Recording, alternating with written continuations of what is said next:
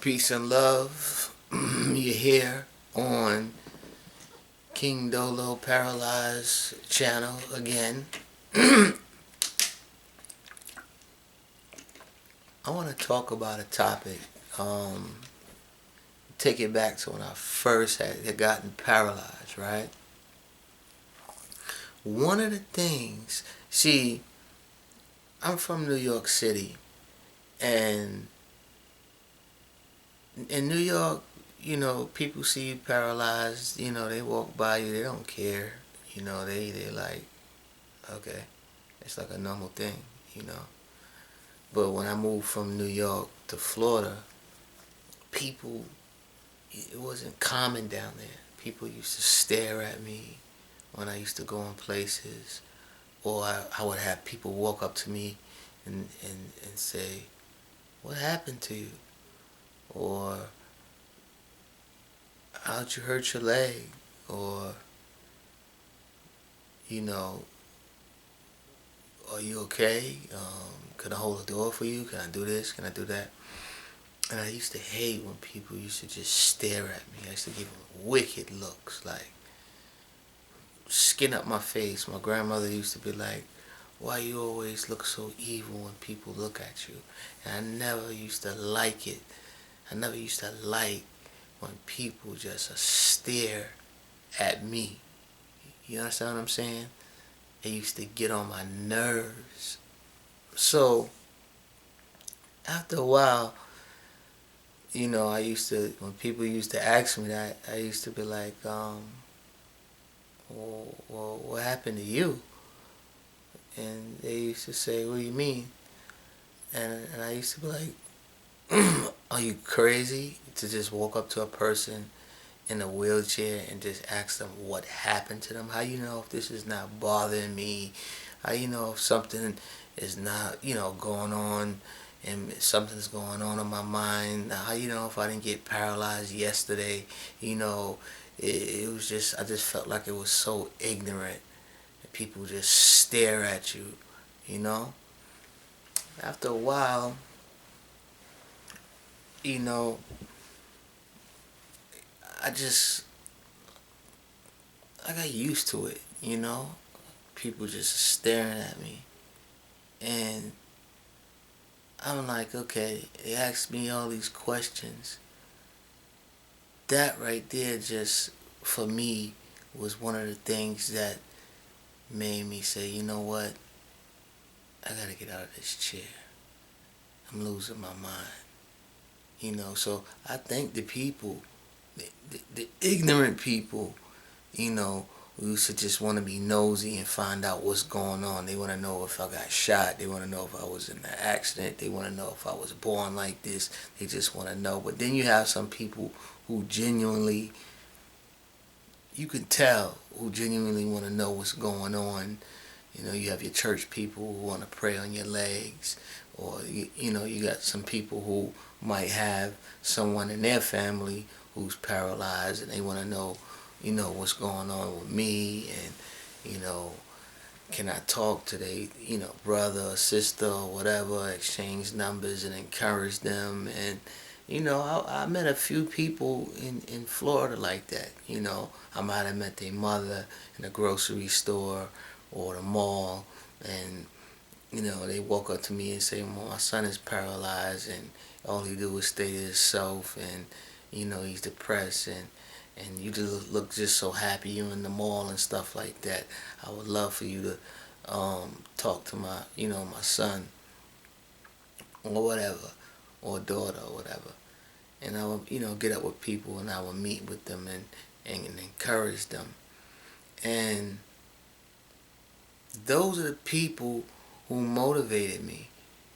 The not the people who I met. Actually, you know what? All of them motivated me. You know, and that's when I went hard in the gym. I just started going hard in the gym, working out, just working out in the gym, just going hard every day. I used to will myself. I used to have gloves on, and I used to will myself from my grandmother's house all the way to Lighthouse Bay Apartments in Jacksonville, Florida on the south side, and go to the gym and exercise every single day. And I used to exercise. There used to be women in there.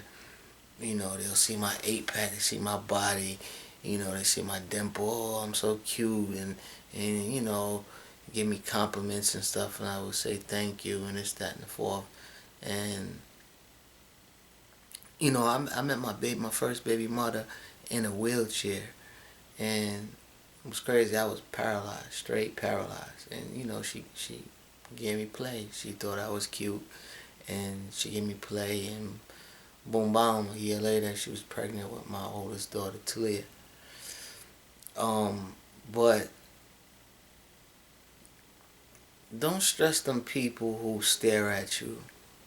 Use all of that as energy. Use all of that as a positive cushion, a motivation to get up out of the chair. Because the longer you stay in the chair, the more people are going to look. If that's your issue.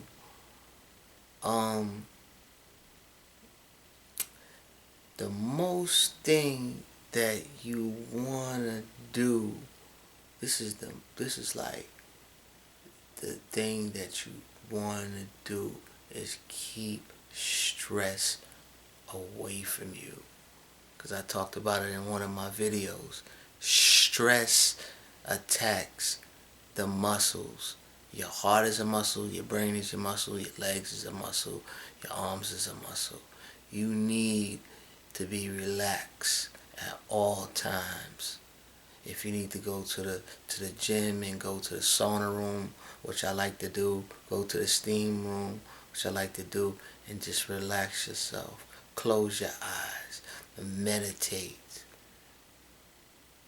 pray to Jah that you're going to walk again. Grab your legs, massage your legs because you're paralyzed, so you don't have a lot of circulation going from the waist down or the stomach down or the neck down or whatever, And one of the things I learned was, because I always had a 8-pack, a firm stomach. So I was like, okay, if I'm a human being, I'm connected. My whole body is connected to each other.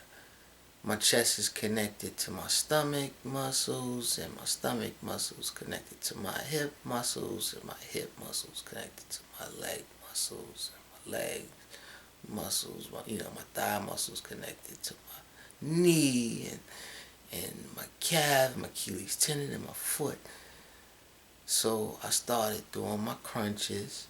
You start doing your crunches. Do your crunches, make your stomach strong.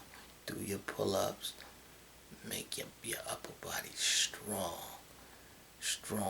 And you will see, I don't care how much nerve damage you got, you will see that your legs will get strong too. Now, if you can't move your legs at all, get on a machine, a leg press machine, and just push your legs out. Just push them out. See me moving my legs right now? Just push them out. Push them. If you can't use your legs alone to do them, take your hands and do them. Because remember, your stomach muscles are connected to your leg muscles. That's what's going to make it stronger. Use your legs, use your hands to push your legs out. If you have drop foot, it's not going to matter, because once you put your leg on the leg press, they're going to be flat, and you're going to have your arm, your hands on your knees, and you're going to use your hands to push your knees, which is going to push your whole leg. You understand what I'm saying? I don't think you understand what I'm saying. You don't understand. You understand what I'm saying? You sure? Okay. And you keep doing that. You have to keep circulation going in your legs at all times. I even have over here a pump that I lay on my bed at night, and every night I strap the pump to my legs, and it it's the ones they have in a hospital. You know, it release air in the strap, and it lets air out, and then and then it pumps air back in to keep the circulation flowing in my legs at night when I'm asleep, so I don't lose no circulation. I grab my toes, and every day, it's been going on for years, and I move my feet, I exercise my feet, I move my toes, keep the circulation flowing in your toes. You have to keep the circulation flowing, because if you don't do that, it doesn't make sense to watch my video, because my formula to help you walk, it's not going to work. And like I told you before, 90% is mental, 10% is physical. The physical is really not the hard part. It's the mind. It's the mind that heals the body. Your mind controls everything. If you got them Chinese people over there in China, they could levitate and do all sorts of things that you wouldn't even imagine. You got people over there that can stab themselves with big swords, and they be, they're okay. You know what I mean? And you looking at them like, boy, he crazy. I'd probably die. It's so many ways to get out of your situation. You got people out there right now that's just overweight, and they embarrassed because they're overweight. They're ashamed of being overweight. Think about them. This page is for you too. You know what I mean? Because I'm a fitness trainer. I've been a fitness trainer since I was 14 years old. So I know a lot of you probably like, well, you got shot in 99 and it's now 2017. Why, you should be walking by now. I would have been walking, but I got sidetracked by stress. I was young, I wanted revenge. I was mad at the world, it was an off and on thing. I'll be motivated one time, and then I just get back into that street mentality and want to go and do something crazy. But now, I have children. I'm 36 now. I'm like, I'm quick to be like, you got it. You got it. I don't want no problems. I just want to see my children. I just want to see the younger generation prosper, because we need young kings and queens to be successful, because the way the government is going, they're not making it easier. It's either you with the program or you're not. So I'm with the program. And I don't know, I just want to shit. That was just on my mind. Probably won't get many views on this, but I might, because if you paralyzed, or you're overweight, or whatever, or you stress, or you have some type of, phobia or whatever, something wrong with you, something bothering you, you can relate to what I'm saying. Never worry about what anybody think about you. I don't care how they look at you. So what? Who cares what they think? You're in a wheelchair. So what? You're in a wheelchair. Big deal. They might have mental issues. they might have HIV. It could be anything. Not making fun of them or anything like that. But everybody have their own issues. Some you can see, some are not visible to the eye. But whatever this inside manifests, and always remember this is very important.